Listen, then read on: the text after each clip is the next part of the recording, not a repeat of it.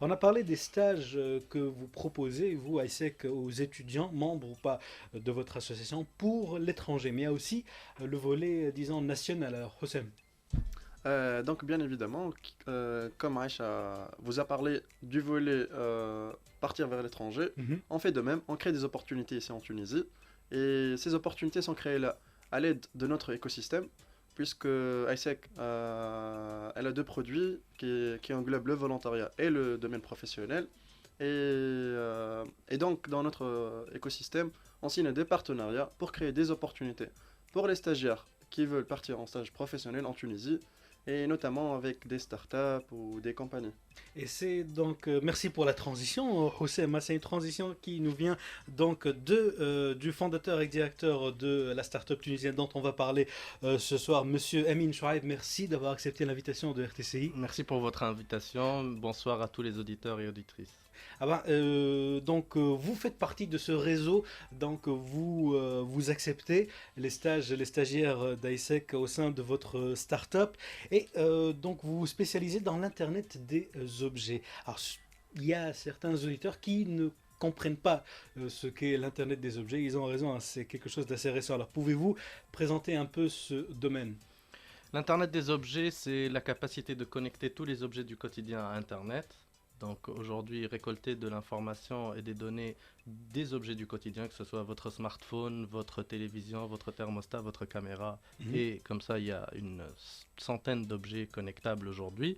Et sur la donnée collectée, on construit des services qui sont à destination des entreprises et des particuliers, que ce soit dans la sécurité, dans l'énergie et dans le confort de chacun. Donc, pour rebondir sur notre relation avec ISEC, aujourd'hui, comme toute entreprise innovante, on est à la recherche d'un vivier de talents et on construit notre stratégie et nos stratégies futures sur ces compétences-là qu'on essaie d'enrôler dans notre entreprise et de former pour faire les leaders de demain. En tant que success story, j'imagine vous connaissez la valeur des étudiants et la difficulté que rencontrent la plupart des étudiants au début à leur entrée donc du marché du travail et c'est tout à votre honneur que d'offrir ces opportunités de stage dans votre start-up. Start-up qui est assez jeune, hein. Elle date de 2011 en Tunisie, 2010 en France et on va inaugurer en 2017 notre bureau à Alger aussi. D'accord, ok. Alors, comme je disais, vous êtes spécialisé dans l'Internet des objets, vous proposez des solutions dans ce domaine et plus particulièrement donc, par rapport à l'actualité, vous avez, en collaboration avec deux autres startups également tunisiennes, Mhm. créé donc un robot. Oui, ça peut sembler un peu bizarre des robots en C'est plutôt de la Tunisie. science-fiction, je dirais. Non, mais c'est clairement une vision commune que nous avons eu trois chefs d'entreprise que je tiens à saluer, c'est Yanis Sahbani et Monsieur Amin Lasram, pour joindre un peu nos efforts et nos différentes compétences intrinsèques autour d'un projet, un projet de robot intelligent qui a différentes fonctionnalités et qui, on l'espère, sera une sorte de flagship de l'innovation et de notre savoir-faire en Tunisie. Comment s'appelle donc ce robot? Le robot s'appelle OJ, OGY. Vous Mhm. pouvez visiter le site web, c'est oj-robot.com. Et ce robot a été développé tout au long de cette année. Et Donc le projet a démarré en début 2016. en début 2016, et aujourd'hui, nous avons trois exemplaires qui tournent et qui sont en phase de test grandeur nature. Donc est-ce qu'on peut imaginer une commercialisation bientôt donc? Nous avons eu, pour vous raconter une anecdote, une Allez-y. commande pour le Nouvel An chinois Mhm. d'un certain nombre de robots. Et aujourd'hui, nous sommes en train d'essayer de lancer commercialement ce robot, sachant que différentes fonctionnalités sont encore en cours de test, puisqu'il regroupe une particularité, c'est le premier robot qui fonctionne avec l'intelligence artificielle Watson. Pour les puristes, ceux-là Qui s'y connaissent, qui voilà. s'y connaissent, ils peuvent un peu voir de quoi il s'agit. Et c'est un robot qui, au-delà de l'aspect sécurité, au-delà de l'aspect contrôle du domicile et pilotage à distance, pourra discuter avec votre enfant, avec vous, et vous répondre selon une sorte de base de connaissances partagée et qui émane de Watson. Non mais c'est incroyable, un robot qui peut raconter des histoires à son enfant. comment est-ce que vous avez, pas concrètement parce qu'on va rien y comprendre, hein, côté intelligence artificielle et robotique, mais comment est-ce que vous êtes arrivé en un an à créer justement un robot, qui plus est avec donc une couche intelligence artificielle? C'est très simple, on a essayé de concentrer les connaissances de chacune des entreprises. Donc nous, sur la partie connaissances de la maison et la partie cloud, notre partenaire, les deux autres partenaires, l'un sur la fabrication des robots, puisqu'il est spécialisé dans la fabrication des robots de sécurité à destination de l'export et notamment pour la sécurité des centrales nucléaires en France. D'accord? Et le troisième partenaire qui est un partenaire de Watson et qui a voulu tester cette intelligence artificielle sur ce domaine-là et sur le domicile. Donc aujourd'hui, si la période de fabrication de ce robot a duré 12 mois, elle émane d'une connaissance et d'un savoir-faire qui a été développé sur les 3 ou 4 dernières années. D'accord, ok. Et concrètement, donc, Oji, qu'est-ce qu'il fait? Oji, c'est très simplement 3 couches. La première couche, c'est une couche très simple où il évite des obstacles, où il détecte par exemple des fuites de gaz, où il détecte des intrusions. Ça, c'est quelque chose qui est codé dans le robot. D'accord? La deuxième couche, c'est une couche cloud où vous pouvez prendre le contrôle du robot et suivre les capteurs qu'il renferme, que ce soit des capteurs, des caméras, des capteurs d'incendie, des capteurs infrarouges, de température que vous pouvez suivre en temps réel depuis votre smartphone ou votre ordinateur. Et la troisième couche, c'est une couche de deep learning, machine learning, d'intelligence artificielle.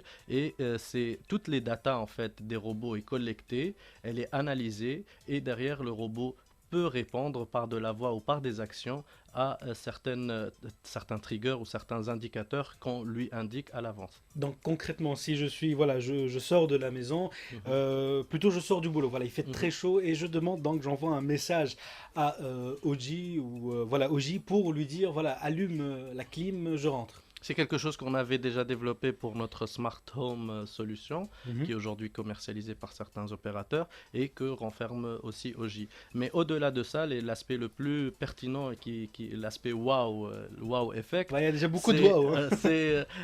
c'est lorsque vous lui parlez, vous lui dites Hello Oji, en fait, il va initier une discussion avec vous. Et si vous lui posez par exemple une question du type quelle température il va faire demain, il va chercher sur Internet et il va vous répondre par de la voix aussi.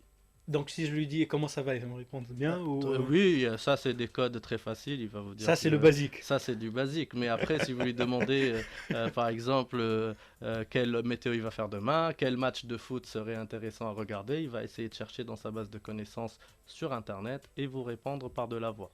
Bah écoutez, ça c'est plus que waouh, c'est incroyable. On est vraiment dans de la science-fiction.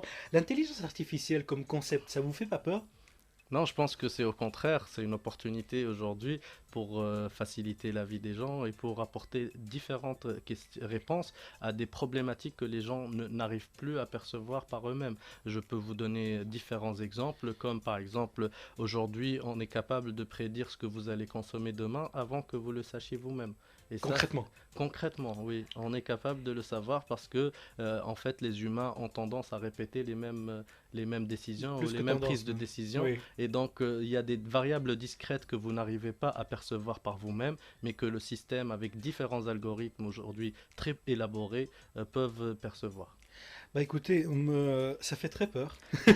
Mais c'est tout à votre honneur, hein. Un robot doté d'une intelligence artificielle, fruit d'une collaboration entre 3 startups tunisiennes.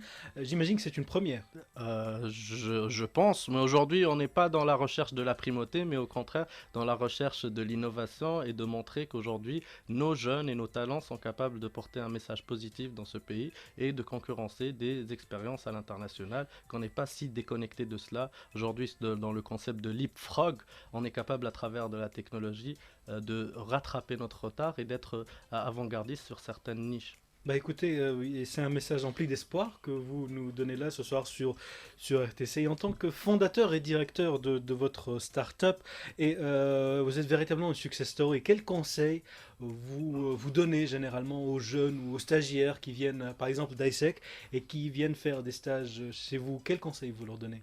Je suis pas forcément le premier à donner des conseils, mais je peux amicalement ou d'une façon très humble leur porter déjà mon soutien pour qu'ils travaillent sur eux-mêmes, parce que c'est beaucoup plus facile de se changer soi-même que de changer le monde. Donc il y a un vrai travail. Je vous écoutais tout à l'heure en parlant de soft skills. Ce n'est pas un mot vain, mais c'est un mot qui doit se travailler en profondeur. Absolument. De la persévérance, de la patience, beaucoup, beaucoup, beaucoup de patience dans ce que vous faites, et toujours de l'humilité, de la remise en question, parce que aujourd'hui, les bonnes équipes arrivent toujours à se remettre en question et à atteindre le succès, mais les personnes qui ne se remettent pas en question finissent toujours, même avec les meilleures idées au monde, à ne pas arriver à une solution. Donc aujourd'hui, si j'ai un petit conseil très amical et très humble à porter après cette petite expérience entrepreneuriale, parce qu'elle reste petite à l'échelle mondiale, je leur dirais que soyez à l'écoute. Personne n'est né avec la vertu ou avec la science infuse. Il faut aller poser la question, il faut aller vers les bonnes personnes. Et si vous pratiquez un esprit positif et un esprit tourné vers l'ouverture, vous finirez toujours par réussir. Bah écoutez, moi j'applaudis un pareil discours et j'imagine que les étudiants d'ESSEC qui sont là avec nous, Aïcha Bentafous et Houssem Madhab, vous écoutent religieusement. Vous leur avez fourni beaucoup d'expérience et on vous en remercie. C'est vraiment un Merci. message Merci. rempli d'espoir que vous nous donnez ce soir sur RTC. Une dernière question, Emin Chouaib. 2016, OG. 2017. Ah, on a beaucoup d'annonces pour 2017, ça va démarrer à partir du mois de janvier. Aujourd'hui, la capacité de nos startups ou de nos petites entreprises à se positionner à l'international, c'est notre capacité à innover, à être pertinent sur des sujets de niche. Et aujourd'hui, on a un pipe d'innovation et un pipe d'R&D, mais ce pipe-là, on essaie de le distribuer ou de le présenter étape par étape, parce qu'on veut aussi être très concentré sur notre cœur de métier. Une startup et une entreprise, c'est du revenu, c'est du RH, c'est de la structuration, c'est de la croissance.